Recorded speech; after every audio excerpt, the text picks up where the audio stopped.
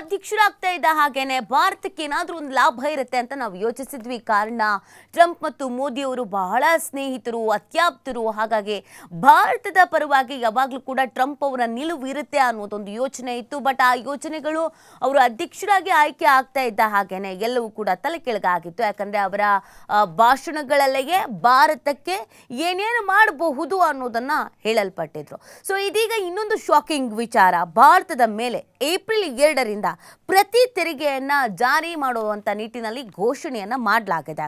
Canada, Mexico, ಚೀನಾದ ನಂತರ ಇದೀಗ ಭಾರತಕ್ಕೆ ಡೊನಾಲ್ಡ್ ಈ ಒಂದು ಶಾಕ್ ಅನ್ನ ನೀಡಿರುವಂತದ್ದು. ಅಮೆರಿಕಕ್ಕೆ ಭಾರತದ ಉತ್ಪನ್ನ ರಫ್ತು ದುಬಾರಿ ಆಗುವಂಥದ್ದು ನಿಶ್ಚಿತ. ಈ ಮುಖಾಂತರವಾಗಿ ಭಾರತೀಯ ವಸ್ತುಗಳಿಗೆ ಅಮೆರಿಕದಲ್ಲಿ ಬೇಡಿಕೆ ಕೂಡ ಕುಸಿತವಾಗುವಂಥ ಸಾಧ್ಯತೆ ಇದೆ ಅನ್ನೋದು ಗೊತ್ತಾಗ್ತಾ ಇದೆ.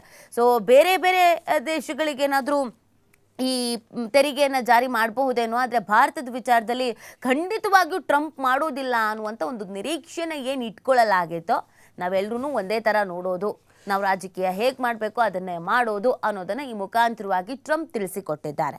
ನೋಡಿ, ಭಾರತ, ಚೀನಾ ಸೇರಿ ಹಲವು ದೇಶಗಳ ವಿರುದ್ಧ ತೆರಿಗೆಗೆ ಸಂಬಂಧಿಸಿದಂತೆ ತೀವ್ರ ಆಕ್ರೋಶ ವ್ಯಕ್ತಪಡಿಸಿರುವ ಅಮೆರಿಕದ ಅಧ್ಯಕ್ಷ ಡೊನಾಲ್ಡ್ ಟ್ರಂಪ್ ಏಪ್ರಿಲ್ 2ರಿಂದಲೇ ಈ ದೇಶಗಳ ಮೇಲೆ ರೆಸಿಪ್ರೋಕಲ್ ತೆರಿಗೆ ಅಂದರೆ ಪ್ರತಿ ತೆರಿಗೆ ಹಾಕೋದಾಗಿ ಘೋಷಿಸಿದ್ದಾರೆ.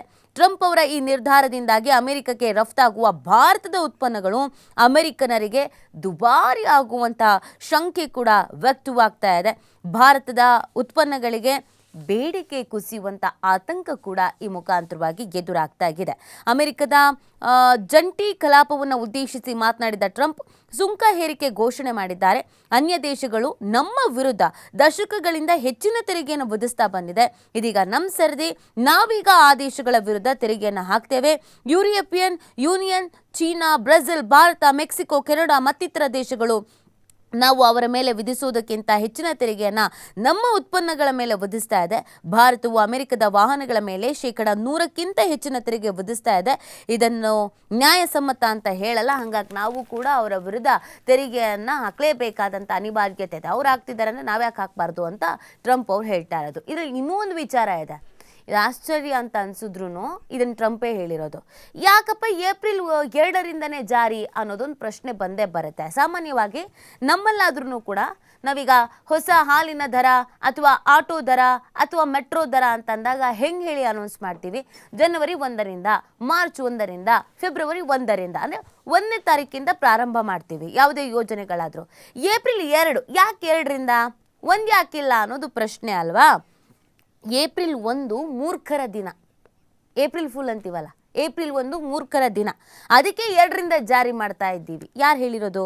ಭಾರತ ಸೇರಿ ವಿವಿಧ ದೇಶಗಳ ಮೇಲೆ ಪ್ರತಿ ತೆರಿಗೆಯನ್ನು ಏಪ್ರಿಲ್ 2ರಿಂದಲೇ ಹೇರೋಕೆ ಯಾಕೆ ನಿರ್ಧರಿಸಿದೆ ಎಂಬುದಕ್ಕೆ ಟ್ರಂಪ್ ಕಾರಣ ಕೊಟ್ಟಿದ್ದಾರೆ. ನಾವು ಏಪ್ರಿಲ್ 1ರಿಂದಲೇ ಪ್ರತಿ ತೆರಿಗೆ ಜಾರಿಗೆ ಉದ್ದೇಶಿಸಿದ್ವಿ, ಆದರೆ ಏಪ್ರಿಲ್ 1 ಮೂರ್ಖರ ದಿನ ಆಗಿರುವ ಹಿನ್ನೆಲೆಯಲ್ಲಿ ವಿನಾಕಾರಣ ಟೀಕೆ ಬೇಡ ಎಂಬ ಕಾರಣಕ್ಕೆ ಏಪ್ರಿಲ್ 2ರಿಂದಲೇ ಪ್ರತಿ ತೆರಿಗೆ ಜಾರಿ ಮಾಡೋದಕ್ಕೆ ನಿರ್ಧರಿಸಿದ್ವಿ ಅಂತ ಟ್ರಂಪ್ ಹೇಳಿಕೆ ಕೊಟ್ಟಿರೋದು. ಏಪ್ರಿಲ್ 2ರಿಂದ ಯಾಕೆ ಅಂದರೆ ಮೂರ್ಖರ ದಿನ ಏಪ್ರಿಲ್ 1, ಸುಮ್ಮನೆ ನಾವು ಅವತ್ತಿನಿಂದ ಜಾರಿ ಮಾಡಿಬಿಡೋದು, ಆಮೇಲೆ ಅದೇ ಟೀಕೆ ಆಗೋದು, ಅದಕ್ಕೆ ಬೇಡ ಅಂತ ಈ ನಿರ್ಧಾರಕ್ಕೆ ಬಂದಿದ್ದೀವಿ ಅಂತ ಹೇಳಿದ್ದಾರೆ. ಸರಿ, ಇನ್ನು ಭಾರತಕ್ಕೆ 60,000 ಕೋಟಿ ಹೊರೆ ಆಗುವಂಥ ಸಾಧ್ಯತೆ ಇದರಿಂದ ಇದೆ ಅಂತ ಲೆಕ್ಕಾಚಾರ ಹಾಕಲಾಗ್ತಾ ಇದೆ. ಭಾರತದ ಮೇಲೆ ಏಪ್ರಿಲ್ 2ರಿಂದ ಹೆಚ್ಚಾಗುತ್ತಿರುವ ತೆರಿಗೆ ವಿಧಿಸುವ ಅಮೆರಿಕ ನಿರ್ಧಾರದಿಂದ ಭಾರತಕ್ಕೆ ವಾರ್ಷಿಕ ಹೆಚ್ಚುವರಿ 6,000 ಕೋಟಿ ರೂಪಾಯಿ ತೆರಿಗೆ ಹೊರೆ ಬೀಳಬಹುದು ಅಂತ ಅಂದಾಜಿಸಲಾಗಿದೆ. ಆಯಿತು, ಹೀಗಿದ್ರೆ ಭಾರತದ ನಡೆ ಏನು ಅನ್ನೋದು ಬಹಳ ಇಂಪಾರ್ಟೆಂಟ್ ಆಗುತ್ತೆ. ತೆರಿಗೆ ಜಾಸ್ತಿ ಮಾಡ್ತಾ ಇದ್ದಾರೆ, ಟ್ರಂಪ್ ಅವರು ಜಾಸ್ತಿ ಮಾಡ್ತಿದ್ದಾರೆ ಅಂತಂದರೆ ನಮ್ಮ ನಡೆ ಏನು ಅಂತ ಗೊತ್ತಾಗಬೇಕಲ್ಲ. ಭಾರತದ ನಡೆ ಅಮೆರಿಕ ಜೊತೆ ಮುಂದಿನ ದಿನಗಳಲ್ಲಿ ವ್ಯಾಪಾರ ಸುಂಕ ಕುರಿತು ಸಮಾಲೋಚನೆಯನ್ನು ಮಾಡೋದು. ಮುಂದಿನ ದಿನಗಳಲ್ಲಿ ಚೀನಾ ಮತ್ತಿತರ ದೇಶಗಳ ಮಾದರಿಯಲ್ಲಿ ಸಂಘರ್ಷಕ್ಕೆ ಇಳಿಯದೆ ಸಂಧಾನ ಮಾರ್ಗದ ಮೊರೆ ಹೋಗೋದು. ಅದು ಹೆಂಗೆ ಜಾಸ್ತಿ ಮಾಡಿಬಿಡ್ತೀರಾ? ನೋಡ್ಬಿಡ್ತೀವಿ, ನೋಡೋಣ, ನೀವು ನೋಡ್ತೀರಾ, ನಾವು ನೋಡ್ತೀರಾ, ನಾವೇ ನೋಡ್ಬಿಡ್ತೀವಿ, ಹಂಗಲ್ಲ. ನಾವು ಸಂಧಾನ ಮಾಡಬೇಕು. ಸಂಘರ್ಷ ಆಗದೇ ಕೂತು ಮಾತಾಡಿ ಬಗೆಹರಿಸ್ಕೊಂಡು, ಇಲ್ಲ ನೋಡಿ ನಮ್ಮ ಕಡೆ ಒಂದೊಳ್ಳೆ ಒಪ್ಪಂದ ಆಗಬೇಕು, ಎರಡೂ ಅಕ್ಕಪಕ್ಕದ ರಾಷ್ಟ್ರಗಳು ಒಂದು ಸ್ನೇಹ ಅನ್ನೋದು ಇರಬೇಕು, ನೋಡೋಣ ನಾವು ಹೀಗೆ ಮಾಡ್ತೀವಿ, ಹೀಗೆ ಮಾಡಿ ಅಂತ ಒಂದು ಸಂಧಾನ ಮಾಡಬೇಕು ಅಂತ ನಿರ್ಧರಿಸಲಾಗಿದೆ. ಅಮೆರಿಕದ ತೆರಿಗೆ ದಾಳಿಯಿಂದ ತಪ್ಪಿಸಿಕೊಳ್ಳುವುದು ಹೇಗೆ ಅಂತ ಹೊಸ ಮಾರ್ಗವನ್ನು ಹುಡುಕಬೇಕು. ಸೊ ಇದನ್ನು ಹೊರತುಪಡಿಸಿ ನಾವು ಇನ್ನೇನಾದರೂ ಮಾಡ್ಬೋದಾ, ಇದರಿಂದ ತಪ್ಪಿಸ್ಕೊಳ್ಳೋಕ್ಕೆ ಇನ್ಯಾವುದಾದ್ರೂ ಮಾರ್ಗಗಳಿದೆಯಾ ಅನ್ನೋದ್ರ ಬಗ್ಗೆ ಚಿಂತನೆಯನ್ನು ಮಾಡಬೇಕು ಅನ್ನುವಂಥ ಅನ್ನುವಂಥದ್ದು ಪ್ಲಾನ್ ಇದೆ. ಇನ್ನು ಎಲ್ಲ ರೀತಿಯ ಯುದ್ಧಕ್ಕೂ ನಾವು ಸಿದ್ಧ ಅಂತ ಚೀನಾ ಹೇಳ್ತಾ ಇದೆ. ಬೆದರಿಕೆ ಹೆದರಿಕೆಗೆಲ್ಲ ನಾವು ಜಗ್ಗಲ್ಲ, ತೆರಿಗೆ ಸೇರಿ ಎಂಥ ಸಮರಕ್ಕೂ ನಾವು ರೆಡಿ. ಅಮೆರಿಕಕ್ಕೆ ಚೀನಾ ಪಂಥಾಹ್ವಾನವನ್ನು ನೀಡಿದೆ. ಅದೇನು ಮಾಡ್ತಿರೋ ಮಾಡಿ, ನಾವು ಎಲ್ಲದಕ್ಕೂ ಸಿದ್ಧವಾಗಿದ್ದೀವಿ, ನಾವು ಯಾವುದಕ್ಕೂ ತಲೆ ಕೆಡಿಸ್ಕೊಳ್ಳಲ್ಲ ಅಂತ. ಸೊ ವಿಶ್ವದ ದೊಡ್ಡಣ್ಣ ಅಂತ ಏನು ಕರೆಸ್ಕೊಳ್ತಾ ಇತ್ತು ಅಮೆರಿಕ, ಅದನ್ನು ಹಾಗೆ ಮುಂದುವರಿಸ್ಕೊಂಡು ಹೋಗಬೇಕು ಅನ್ನುವಂಥ ನಿಟ್ಟಿನಲ್ಲೂ ಕೂಡ ಟ್ರಂಪ್ ಒಂದಷ್ಟು ರೀತಿಯಾದಂಥ ಯೋಜನೆಗಳನ್ನು ಅನೌನ್ಸ್ ಮಾಡ್ತಾ ಇದ್ದಾರೆ. ಇದು ಭಾರತಕ್ಕೂ ಸೇರಿ ಬೇರೆ ಬೇರೆ ದೇಶಗಳಿಗೂ ಹೊರೆ ಆಗ್ತಾ ಇದ್ರೂ, ಸಮಸ್ಯೆಗಳಾಗ್ತಾ ಇದ್ರೂ ಗಟ್ಟಿಯಾದಂಥ ಧ್ವನಿ ಎತ್ತಬೇಕಾದ್ರೆ ಯೋಚನೆ ಮಾಡಲೇಬೇಕಾಗುತ್ತೆ. ಕಾರಣ ಅನಿವಾರ್ಯತೆ ಪರಿಸ್ಥಿತಿಗಳಾಗಿರ್ಬೋದು, ಆರ್ಥಿಕವಾಗಿ ನಾವು ಅವ್ರಿಗೆ ಬೇಕಾಗಿದ್ದೀವಿ, ಅವ್ರು ನಮಗೆ ಬೇಕಾಗಿದ್ದಾರೆ. ಸೊ ಹೀಗಿರಬೇಕಾದ್ರೆ ಹೇಗೆ ಯೋಚನೆ ಮಾಡಬೇಕು, ಹೇಗೆ ಚಿಂತನೆ ಮಾಡಬೇಕು ಅಂತ ಸೊ ಭಾರತ ಕೂಡ ಒಂದಷ್ಟು ಪ್ಲ್ಯಾನ್ ಮಾಡ್ಕೊಳ್ತಾ ಇದೆಯಂತೆ. ನೋಡಬೇಕು ಏನೇನು ಪ್ಲ್ಯಾನ್ ಮಾಡ್ಕೊಳ್ತಾರೆ, ಸಂಧಾನ ಆದರೆ ಹೆಂಗೆ ಮಾಡ್ತಾರೆ ಅಥವಾ ಬೇರೆ ಮಾರ್ಗ ಆದರೆ ಯಾವ ಥರದ್ದು ಅನುಸರಿಸ್ತಾರೆ ಅಂತ ನೋಡಬೇಕಾಗತ್ತೆ. ಇನ್ನು ಮುಂದೆ ಏನಂತಂದರೆ ಅನಿವಾರ್ಯತೆ ಅನ್ನೋದು ಇಡೀ ವಿಶ್ವಕ್ಕೆ ತುಂಬ ಕಾಡ್ತಾ ಇದೆ. ಅಮೆರಿಕ ಏನಂತಂದರೆ ದೊಡ್ಡ ಅನಿವಾರ್ಯ ಅಂದರೆ ಇದು ಅಮೆರಿಕ ದೇಶ ಇದೆಯಲ್ಲ, ಪ್ರತಿಯೊಂದು ಸಣ್ಣ ಪುಟ್ಟ ರಾಷ್ಟ್ರಗಳಿಗೆ ಏನಾದರೂ ಒಂದನ್ನು ಏನಂದರೆ ಇಂಪೋರ್ಟ್ ಎಕ್ಸ್ಪೋರ್ಟ್ ಮಾಡ್ತಾ ಇದೆ.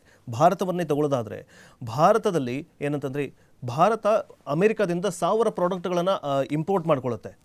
ಭಾರತದಿಂದ ಅಮೆರಿಕಾಗೆ ಎಷ್ಟು ಹೋಗುತ್ತೆ ಪ್ರಾಡಕ್ಟ್ಗಳು? ನಾವೇನು ತಯಾರು ಮಾಡ್ತೀವಲ್ಲ, ಖರೀದಿ ಮಾರುಕಟ್ಟೆಯಲ್ಲಿ ನಾವೇನು ಉತ್ಪನ್ನಗಳನ್ನು ಮಾರ್ತೀವಲ್ಲ ಅಮೆರಿಕಾಗೆ, ಬರೀ 10ರಿಂದ 20 ಮಾತ್ರ ಪ್ರಾಡಕ್ಟ್ಗಳನ್ನು ನಾವು ಅಮೆರಿಕಾಗೆ ಮಾರ್ತೀವಿ. ಸೊ ಏನಂತಂದರೆ ಈ ಒಂದು ಯುದ್ಧ ನಡೀತಾ ಇದೆಯಲ್ಲ, ಸುಂಕದ ಯುದ್ಧ, ಈ ಸುಂಕದ ಯುದ್ಧದ ಬದಲಾಗಿ ಅಮೆರಿಕಾನೂ ಕೂಡ ಈಗೇನು ನಮ್ಮ ಭಾರತದ ಮೇಲೆ ಬರೀ ಏನಂತಂದರೆ ಮೊನ್ನೆ ಅಷ್ಟೇ ಮೋದಿ ಅವರು ಹೋದರು, ಬರೀ ಫೋಟೋ ಸೆಷನ್ಗೆ ಮಾತ್ರ ಸೀಮಿತವಾಯ್ತಾ ಇವರ ಫ್ರೆಂಡ್ಶಿಪ್ ಅನ್ನುವಂತಹ ಪ್ರಶ್ನೆ ಕಾಡ್ತಾ ಇದೆ. ಜೊತೆಗೆ ವಿಪಕ್ಷಗಳು ಕೂಡ ಕೆಂಡಕಾರ್ತಾ ಇದ್ದಾರೆ. ಏನಂತಂದರೆ ಬರೀ ಅಮೆರಿಕಾಗೆ ಹೋದರು ಮೋದಿಯವರು, ಬರೀ ಫೋಟೋ ಸೆಷನ್ ಮಾಡ್ಕೊಂಡ್ಬಂದರು, ಏನು ಮಾತೇ ಆಡಲಿಲ್ಲ, ಸುಂಕದ ಬಗ್ಗೆ ಮಾತಾಡಲಿಲ್ಲ, ಟ್ಯಾಕ್ಸ್ ಬಗ್ಗೆ ಮಾತಾಡಲಿಲ್ಲ, ಇಂಪೋರ್ಟ್ ಎಕ್ಸ್ಪೋರ್ಟ್ ಬಗ್ಗೆ ಮಾತಾಡಲಿಲ್ಲ. ಮತ್ತು ಹಾಗಾದರೆ ನಿಮ್ಮ ಫ್ರೆಂಡ್ಶಿಪ್ಗೆ ಏನು ಬೆಲೆ ಅಂತ ಕೇಳ್ತಾ ಇದ್ದಾರೆ. ಜನಸಾಮಾನ್ಯರು ಕೂಡ ಅಷ್ಟೇ ಕೇಳ್ತಾ ಇದ್ದಾರೆ. ಬಟ್ ನಿನ್ನೆ ಅಷ್ಟೇ ಅಮೆರಿಕಾದಲ್ಲಿ ಕಾಂಗ್ರೆಸ್ ಜಂಟಿ ಅಧಿವೇಶನದಲ್ಲಿ ಮಾತನಾಡಿದಂತಹ ಟ್ರಂಪ್ ಕೆಲವೊಂದಿಷ್ಟು ಘೋಷಣೆಗಳನ್ನು ಮಾಡಿದ್ದಾರೆ. ಏನು ಘೋಷಣೆಗಳನ್ನು ಮಾಡಿದ್ದಾರೆ ಅಂತಂದರೆ, ದೇಶೀಯ ಮತ್ತು ವಿದೇಶಾಂಗ ನೀತಿಯಲ್ಲಿ ಬದಲಾವಣೆಯಾಗುತ್ತೆ, ಕೆಲವೊಂದಿಷ್ಟು ವಾರಗಳಲ್ಲಿ ಆರ್ಥಿಕತೆಯನ್ನು ಸುಧಾರಿಸುವುದು, ಆರೋಗ್ಯ ವ್ಯವಸ್ಥೆಯ ಮೇಲ್ವಿಚಾರಣೆ ಮಾಡೋದು, ಅಂತಾರಾಷ್ಟ್ರೀಯ ವ್ಯಾಪಾರ ಸಂಬಂಧಗಳ ಮೇಲೆ ನಿಗಾ ಇಡುವುದು, ಅಮೆರಿಕದ ನಾಗರಿಕರ ಜನಜೀವನವನ್ನು ಹೆಚ್ಚಿಸೋದು, ಅಮೆರಿಕ ಜಾಗತಿಕ ನಾಯಕತ್ವ ಪಾತ್ರ ಬಲಪಡಿಸೋದು, ಈ ಕಾಂಗ್ರೆಸ್ಗೆ ಕೆಲವೊಂದಿಷ್ಟು ಸಂದೇಶವನ್ನು ನೀಡಿದ್ದಾರೆ. ಏನಂತಂದರೆ ಪ್ರತಿಯೊಂದು ಅಂದರೆ ಈಗ ಮೊದಲು ಹೇಳ್ತಾರೆ, ಅಮೆರಿಕದ ಅಧ್ಯಕ್ಷ ಟ್ರಂಪ್ ತನ್ನ ದೇಶದ ನಾಗರಿಕರಿಗೆ ಒಳ್ಳೆಯ ರೀತಿಯಲ್ಲಿ ಆರೋಗ್ಯ ಸುಧಾರಣೆಯಲ್ಲಿ ಅಥವಾ ಆರೋಗ್ಯಕ್ಕೆ ತುಂಬ ಒತ್ತನ್ನು ಕೊಡ್ತಿದ್ದಾರೆ. ಜೊತೆಗೆ ಕೆಲವೊಂದಿಷ್ಟು ವಾರಗಳಲ್ಲಿ ಆರ್ಥಿಕತೆಯನ್ನು ಮತ್ತಷ್ಟು ಸದೃಢಗೊಳಿಸಬೇಕು, ಅಂತಾರಾಷ್ಟ್ರೀಯ ವ್ಯಾಪಾರ ಸಂಬಂಧಗಳ ಮೇಲೆ ನಿಗಾ ವಹಿಸಬೇಕು. ಅಂದರೆ ಏನು ಅಂತಾರಾಷ್ಟ್ರೀಯ ವ್ಯಾಪಾರ ಅಂದರೆ ವಹಿವಾಟುಗಳಿರುತ್ತಲ್ಲ, ಇಂಪೋರ್ಟು ಎಕ್ಸ್ಪೋರ್ಟು, ಸೊ ಅದ್ರ ಮೇಲೆ ನಿಗಾ ವಹಿಸಬೇಕು. ನಮ್ಮಲ್ಲೇ ನಾವೇನಾದರೂ ರೆಡಿ ಮಾಡ್ಕೊಳ್ಬೇಕಾ, ಅದ್ರ ಬಗ್ಗೆ ಅಮೆರಿಕ ರೆಡಿ ಮಾಡ್ಕೊಳ್ತಾ ಇದೆ. ಬಟ್ ಗೊತ್ತಿಲ್ಲ ಮುಂದಿನ ದಿನಗಳಲ್ಲಿ ಈ ಒಂದು ಸುಂಕದ ಯುದ್ಧ ಎಷ್ಟರ ಮಟ್ಟಿಗೆ ಮುಂದೆ ಹೋಗುತ್ತೆ, ಅಥವಾ ಎಲ್ಲರೂ ಬ್ರಿಕ್ಸ್ ದೇಶಗಳೇನಾದರೂ ಒಟ್ಟುಗೂಡಿ ತನ್ನದೇ ಆಗಿರತಕ್ಕಂತಹ ಒಂದು ರೂಪಾಯಿ ಅಥವಾ ಏನಂತಂದರೆ ಒಂದು ವೀಸಾ ಅಥವಾ ರೂಪಾಯಿಯನ್ನು ತೆಗೆದುಕೊಂಡು ಬರುತ್ತಾ ಕಾದು ನೋಡಬೇಕಾಗಿದೆ. ಇನ್ನು